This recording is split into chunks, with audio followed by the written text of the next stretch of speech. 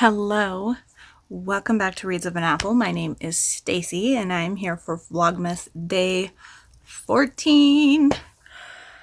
Holy cow, I cannot believe we are at 14, but I have some things to talk about. So today starts our second advent calendar. So moving here forward, we will be doing 2 advent calendars a day. I'm very excited about it. I just realized I did not pre-open my spreadsheet. So while I simultaneously do that, let's talk about this one first. I forgot to mention also, if this is my first Vlogmas video you are seeing, they're all in one big playlist. So I have all of Vlogmas 22 compiled together. But we have been doing the 24 Days of Tea. This is the Advent Calendar by Adagio Teas. This is their loose leaf version. Now this is the 4th year doing Adagio's Advent Calendar. The first year I did the bagged option and then I switched to loose leaf the second year. And since then, that is what I will do. I will do until they stop making them. I have tried other tea brand advent calendars in the past, but none of them quite gave me the good variety and mix of what I wanted. So this one I very highly recommend. And I highly recommend checking out Adagio anyway. They always have fun holiday blends, time of year blends, and then there's a bunch of like fan-made blends that are also on there. So I just check Adagio out. They're my favorite tea company. So let us pull out today's tea.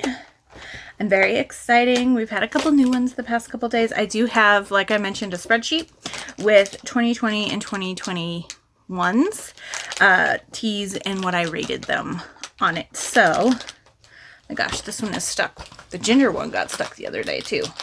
And then yesterday's fell through. There we go. Okay, yep, I recognize this one. This one is repeat.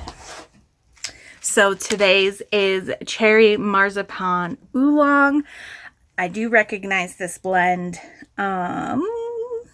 This was December 4th, 2021. And it was also December 4th in 2020, so that is crazy. Today it's the 14th, so I guess it has something to do with 4s. So the first year I had this, I gave this a 1 out of 5. Last year I upped it to a 3 out of 5. We'll see. Will it go up again this year? I'm not the biggest almond flavor, I'm not the biggest almond fan, but I do love cherry. But I forgot to read it to you. So this recommends steeping 3 to 5 minutes at 212 degrees Fahrenheit. And this has oolong tea, cinnamon, apple pieces, rose hips, natural wild cherry flavor, natural almond flavor, cherries, and rose petals. You know what? It smells really good though. It smells like cherry with that touch of almond. So that's what it looks like. You can see those big apple pieces there. So today I'm using the strainer. I don't know if you guys care what strainer I'm using, but I started showing you my strainers. If I had all of my tea paraphernalia, I would probably try to do a different strainer a day. But a lot of the strainers I have that are like super cute, I kind of stopped using because they're hard to clean, or the holes for the mesh are too big. So you have to be careful what kinds of teas you put in them. And then the mug that I'm using today is from Enchanted Fandom. It's part of the SJM collection. And this is Manon and Dorian, which I need to start reading Empire of Ash? Kingdom of Ash soon. That's that big yellow book right there. Oh, and I'm not ready for the story to be over, but I'm excited because Elin is stuck. So anyway, that has nothing to do with what we're talking about today. So let's talk about today's Christmas book. So I'm going to try very hard not to rant too much about it, but I read The 9 Lives of Christmas. I actually read this via audiobook. It's available both on my library's Libby and my Hoopla, but the Libby, there was like a 2-person hold for it, but I also found it on Hoopla. So it's both places for my library.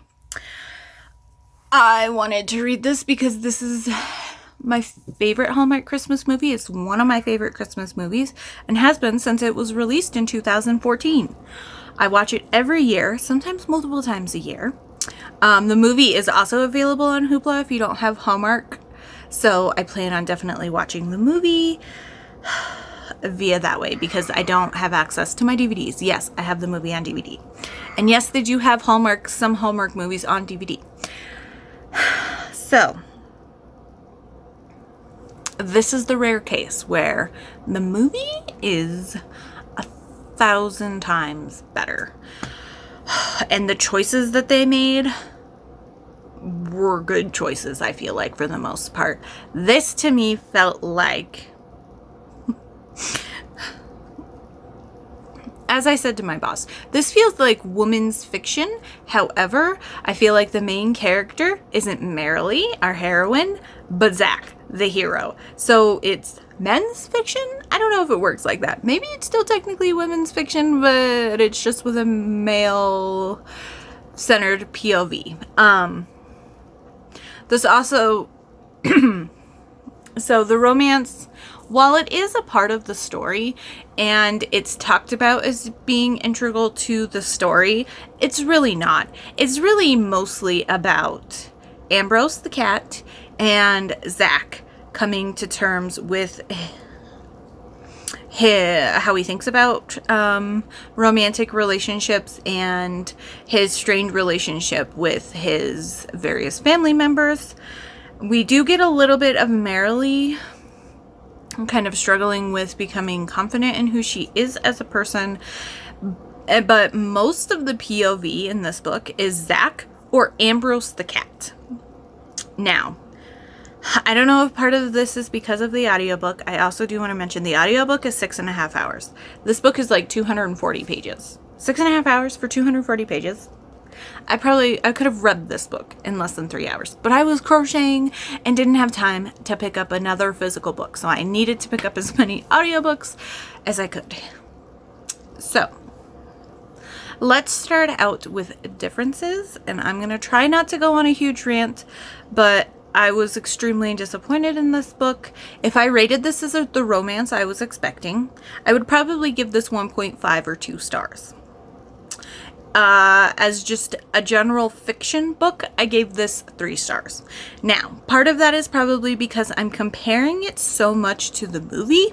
However, some of the character choices and plot choices in here just felt like almost kind of like tragedy porn, or like we're gonna just make these people have every horrible thing happen to them in some instances or in some ways, and the choices that were made to be changed for the movie were the correct choices. If you love the movie, I do not recommend reading this book unless you really want to see for yourself. If you've read this book, and you either liked it or loved it, I would recommend also checking out the movie. If you love this book, maybe you'll get more out of the movie, but it also depends on what mindset you are approaching it as. If you're approaching this book and you loved it as a romance, definitely check out the movie because it will give you a lot more on the romance aspect. So, first off, character descriptions, which is fine. They don't always transfer going into the movies. But Zach in here, I mean, he's very like Nordic Viking described. Blonde-haired, blue-eyed, very svelte. Definitely a ladies' man. Some of the thoughts that he had or the way that he talked felt like a woman trying to say stereotypical hot guy things, but in a bad way. And even then, I was like, I know those kinds of guys, but they don't think like this. Like, they may say things like this, but they don't have these types of thoughts in their head. And it just felt very jarring because, like, real people don't talk like that. Maybe those stereotyped people in movies talk like that, but real people don't talk like that most of the time. And then Marilee in this book is described as a very petite, short, curly-haired redhead. But she's also lost weight, at least 50 pounds, and she's very shy and awkward and insecure, and she has a lot of things kind of going on with her. Now, Marilee in the movie, I mean, she's gorgeous because she's a gorgeous actress, but she does have some insecurities, but she's also very quirky and lovable. And here, Marilee just felt so draining, if that makes sense. It was hard. We didn't get her POV very often, but it was hard to be in her POV. So there's that, just basic character descriptions. Zach is remodeling a house in between his firefighting duties, so that is still kind of similar. The firefighter has friends, and one of them actually comes over and helps him with the renovations. I was like straight out of the movie. Like, he was like an amalgamation of all of the like firefighter dudes except for the chief that are his friends on the show. Like, I thought he was great. But yeah, and then we also have Ambrose. Now, Ambrose's POV is the POV of the cat. But I didn't like the way it was written at all. It just felt very stilted, and I guess it's kind of cute when he's like explaining what humans do from the eyes of a cat, but in some ways I was just like, but you know that there are people reading this, not cats reading this. And then one thing, we know his name is Ambrose. He has a collar. His thing says Ambrose. Before Zach notices his name is Ambrose, he starts calling him Tom because he's a tomcat. Even after he knows his name is Ambrose, half the time he calls him Ambrose, half the times he calls him Tom. I'm like, why are we calling, like, pick one name for this cat? But instead of being like, oh, he's going to be mine now, I'm going to change his name to Tom, I like that name better, he just kept calling him Tom even though his name was Ambrose. So, I don't know. That's, like, I got super nitpicky with this book, as you can probably tell. But this definitely gave off It's a Wonderful Life vibes, where instead of the angel trying to fix Bailey's life or trying to help Bailey kind of assess and, you know, see the good parts in his life and not get dragged into the bad parts, this was like Ambrose was saved from a dog by Zach, but also from whatever higher power sent Zach to Ambrose is kind of what it's played off as. And like, he said, just save me and I'll do anything. And so he gets paired with Zach. And at the very end of the book, we get told that he was tasked to bring Marilee and Zach together, but we like hardly see them together. And I mean, he's with Blair in this book for quite a while. He's with Blair in the movie as well. And that's another character who is completely different. She's still a horrible person, that is for sure. In the movie, Blair is like a young socialite model. She doesn't care for pets. Yes, her dad owns the Pet Palace or Pet Emporium or whatever pet store Marilee works at. And doesn't like cats, and she wants him to get rid of the cat, and she has this persona and this view of what she sees Zach as, and so she's projecting that onto him, and whenever he does something that doesn't fit that persona, she gets like really snotty. So that still happens. However, in the book, she's like a divorcee with kids, and she still like spends a lot of money, wants a lot of money spent on her, and has the same kind of attitude, but she's different. and I don't like her. I almost liked her a little bit more in this. Well, I feel like I can understand her more in the movie because she's just a bratty young model. Here, I'm like, this woman is in her 40s. Ambrose calls her a cougar all the time, and she should know better. So I just liked her more in the book. This is clean. Very, very clean. There are 2 kisses. One happens about 70-80-ish% of the way in, and then one happens, I think, in the epilogue or at the very, very end of the book. And there's hardly any romance in here. We don't see Marilee and Zach together very often. There are some cute scenes where he keeps running. We do get their meet cute in the grocery store. The setup's a little bit different. I like the one in the movie better, and I know I keep saying that, but I love it because the one in the movie, because we see Marilee shopping, and she gets some ice cream. She like pulls out the pint, and then she's like, no, I'll get the gallon. And then she like stops and she looks, and then she gets the big tub of ice cream. And then when she runs into him in the cat food aisle, they have this very similar conversation where talking about cats, and he doesn't know what to get because he just rescued this cat. And so she gives him some tips. And in the movie, she's just so like adorably awkward, and he's just like, oh, you having a party? And she's just like, oh, no, that will last me a very long time. And I don't know.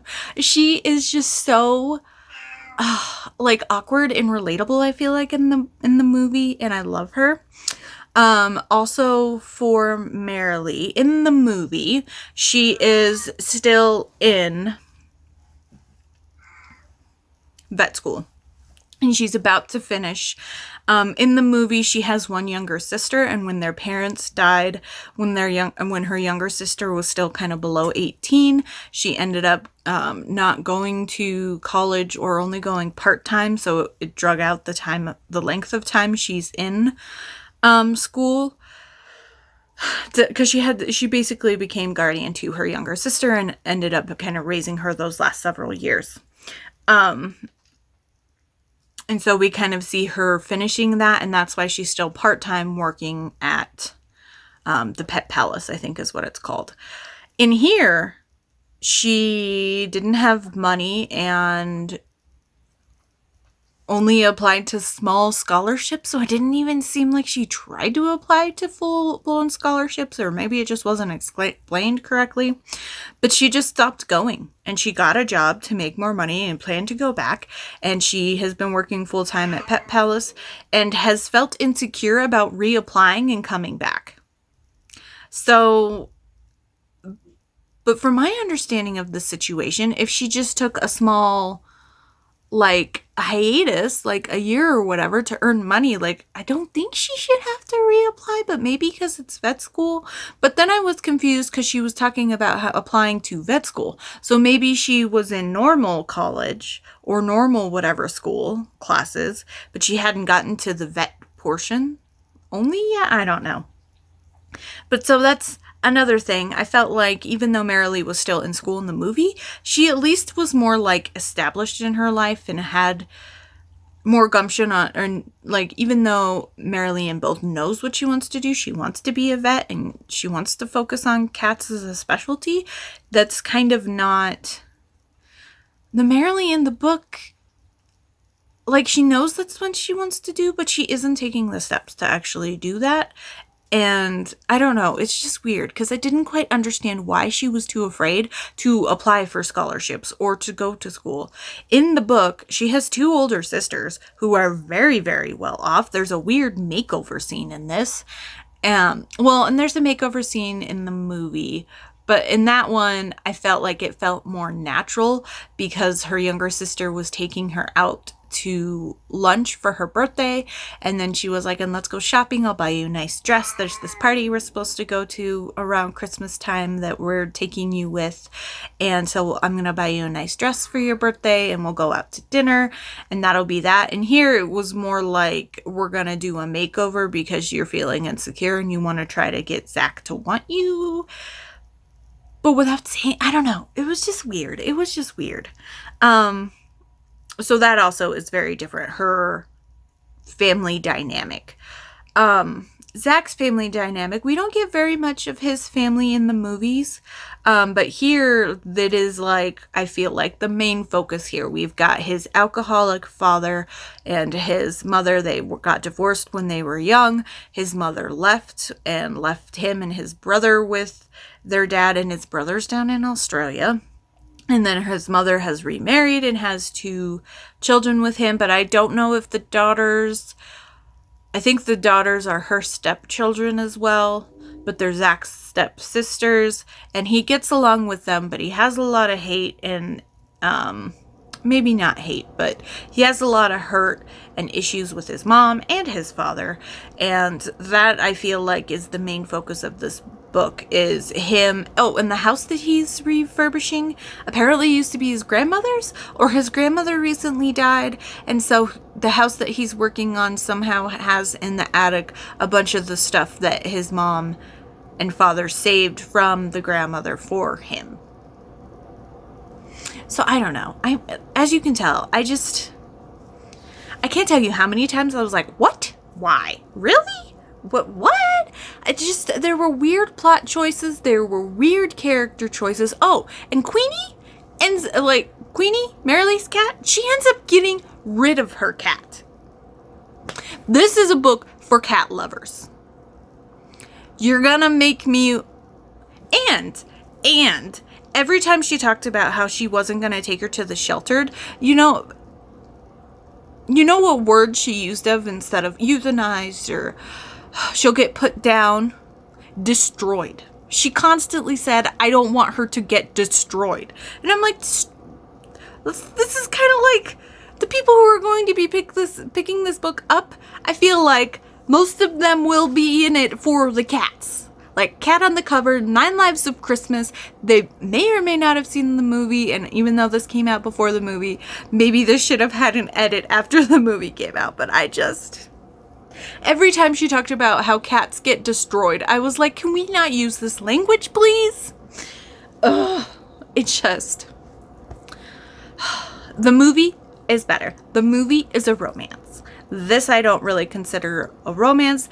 Him and Marilee do have a romance, but when they get together at the very, very end of the book is when they really kind of decide to start a romantic relationship between each other, and then we get an epilogue a year later. So we don't really get to actually see their romance. We basically get to see their meet cute and the first, I don't know, instances where they run into each other or spend some time together that, I don't know, create some sparks that could turn into a romance. So yeah, this book, now that I'm talking about it, this book made me slightly angry and devastated. So if you have not seen the movie, let's talk about how good the movie is. I'm going to put up the movie picture here because my arm's tired. Plus, you can see how they look like in the movie. And then in the movie, like I mentioned, Marilee is in vet school and she's finishing. She's also working part-time at the pet store. But when the situation with her property manager finds that she's been harboring a cat in her apartment, she ends up having to leave. Zach is actually with her when she notices that the property manager found out that she had Queenie in the apartment because she entered unannounced to check the plumbing or something like that, do something maintenance wise. And Zach is there and he's just like, by law, you have to give your people 24-hour or 48. It wasn't like an emergency situation. So you have to give people notice before you enter their places of residence. And then he also kind of gives this nasty property manager the what to, because he's like, just looking around your apartment, I can see 4 or 5 fire violations and firehouse safety violations or whatever they call them. So he's like, and afterwards she thanks him and he goes, it won't do much because they're easily fixable, but it'll make her have to do a bunch of paperwork and possibly have the apartment building pay a fee, because at this point she gets kicked out.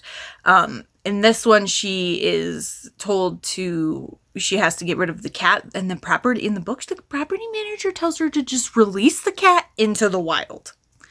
And she's like, it's like almost midnight. I will take her to the shelter tomorrow morning because the shelter is closed. And the lady won't even let her have one more night. Like, seriously, I just, that book, man. But anyway, in this one, Zach is rebuilding the house, but at the top of the house is like an attic mini apartment situation. So because he also, and in the same instance, Blair got merrily fired from the pet palace because she's a horrible human being. And in this one, he offers her a place to stay. And we do get a moment earlier on in the movie, and this is one of my favorite things, is when he comes home, his ex-girlfriend Blair is there, and she's just like, oh, look, I cooked. And she's like, I got all this food and I cooked this dinner.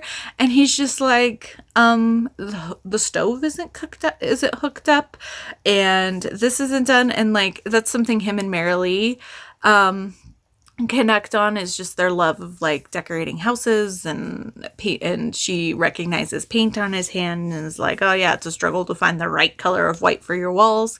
And so they have that little connection too, which is super cute in the movie.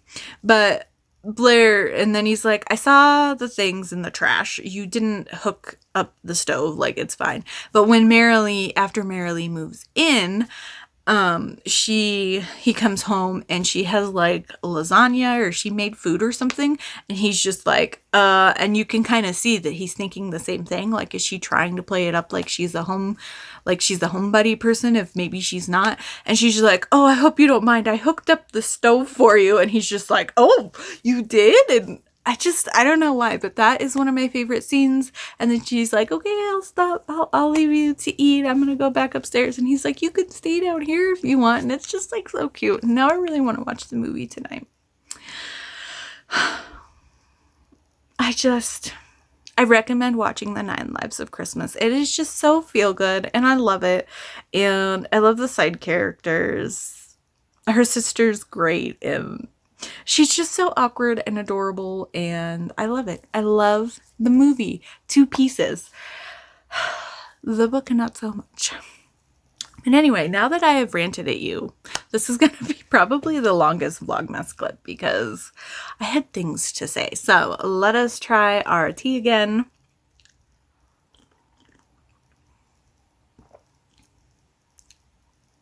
Yeah, I'd probably still stick with the 3 out of 5. I definitely would want more cherry out of this. If I had like a cherry flavored like salt, not salt. Yes, let's add salt to tea. Like a cherry flavored sugar, or maybe even my vanilla sugar. Or I would even say like an almond flavored sugar, like a flavored sugar or something to kind of amp this up a little bit. I think that would be really nice. But on its own, I'd give it, I think the 3 out of 5 that I gave it last year is good. But since I'm doing my ratings out of 10 this year, I'm going to give it a 5 out of 10. So, yeah. But it's a decent tea. And I typically like oolong, so it's not the oolong. It's just the almond is a little bit more, I don't know why I said that weird, almond. It's a little more overpowering than I would prefer. I would want more of the cherry to come through. Okay, but now let's quickly start our second advent calendar. So the other advent calendar I did was from Fortune Cookie Soap. If you have not heard about me talk about them, they are my favorite Bath and Body Works company. They are a small business based out of Oklahoma. I will link them down below. I do their subscription box, and they have mini collections every month, and then they have their normally monthly collection that they do, which is what the subscription box is a part of. And then they usually have several holiday boxes: Halloween, Christmas, Easter, I think are the 3 that they do. And they didn't do one last year really, or maybe it was the year before with 2020, but they kind of got away from it. But this year The advent calendar is back. There is the option to do a 12 or a 6-day advent calendar, and so it's like the final 6 days are the same for both, but the 12-day you got an extra 6 days of different items. So, you know, I love them so much, and I went ahead and got the 12-day. And I remember that the thing for it was called like Letters to Santa or something like that. But I opened the box. I cut it open and I've had it sitting here, but I haven't look inside.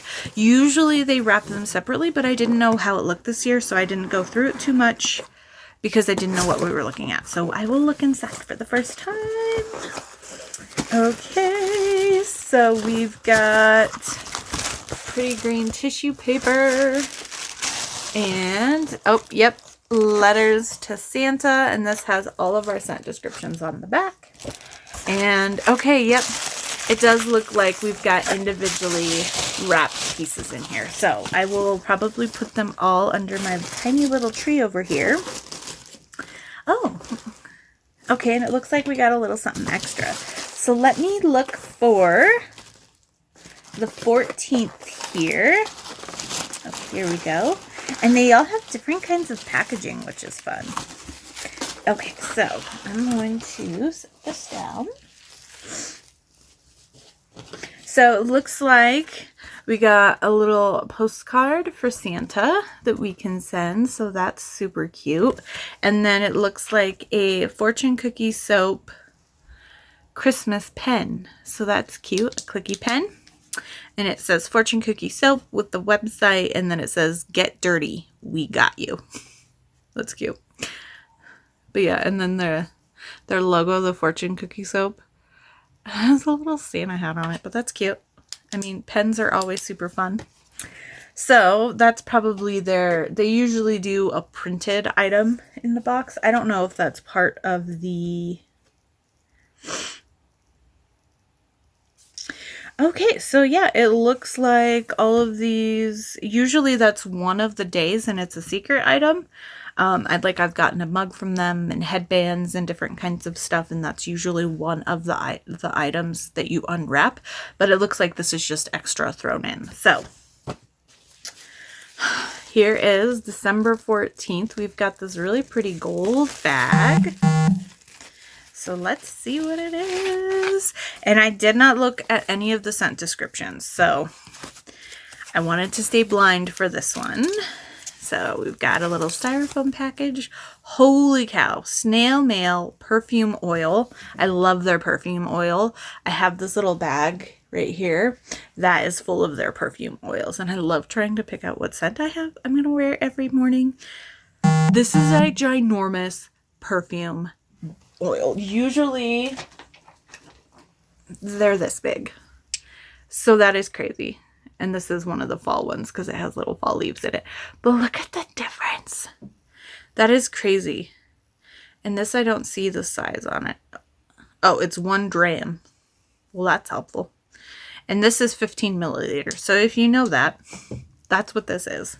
So snail mail. Ooh, I'm excited. Okay, most of my perfume oil for the day has rubbed off, so let us see.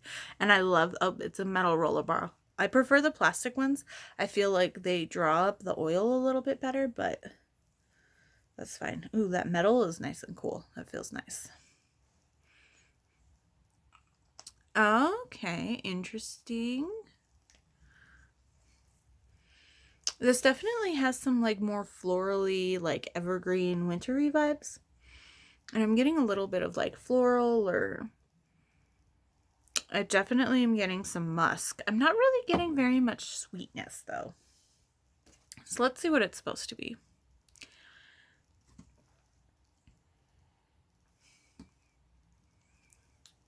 Yeah, like florals and musk is what I'm getting. So, December 14th, snail mail. It's not a letter if it doesn't have postage. Refreshing citrus and crisp bergamot intertwine with sweet passion fruit, delicate jasmine, and lotus petals, warm musk, and golden amber. Can't forget the penny. Yeah, I'm just getting the jasmine and the lotus and the golden musk and probably the golden amber. And that's all that I'm really getting. I'm not getting the citrus or the bergamot at all, so I don't know. I do usually rate the scents for when they do create your owns. I have a huge spreadsheet of all the different fortune cookie soap scents I've tried. I think I'm probably going to give this one like a 3 out of 5. Like, for florals, it is a floral that I will wear. It's not too overpowering, but there's definitely other florals, mixes and blends I prefer, but of course it has to be freaking ginormous. But I will use this when I will probably use this one more in like the summer months, is when I usually feel more florally, or in the spring. But yeah, I'm excited. I'm excited to start this. I don't know. I'm going to try not to look at all of them on here, but yeah. So we're going to be doing these 2 advent calendars moving forward. And it looks like there is one on the 25th. So we will have, I might just do the 24th and 25th for the fortune cookie on the 24th. And then, because that's the last day of my Adagio tea one. So, or maybe I'll just do a little clip and I'll do 25 days of Christmas. Maybe I'll do that. I don't know. We'll see. You'll find out when it comes to the 24th video. So, anyway, I've been rambling at you forever. For the emoji today, leave me something cat related, and I cannot impress upon you if you are a romance reader. I know Hallmark movies are silly, and I know that this one is from 2014, but please, please try The 9 Lives of Christmas, especially if you like cats or animal movies. It's adorable. I love them. Queenie and Ambrose in the movie are cute. Merrily doesn't ever give up Queenie, and Queenie and Ambrose become friends. It's my favorite Hallmark Christmas movie. And number 2 is very close to it, but this one and one other one I watch every single year. But anyway, thank you so much for watching. I will see you all tomorrow.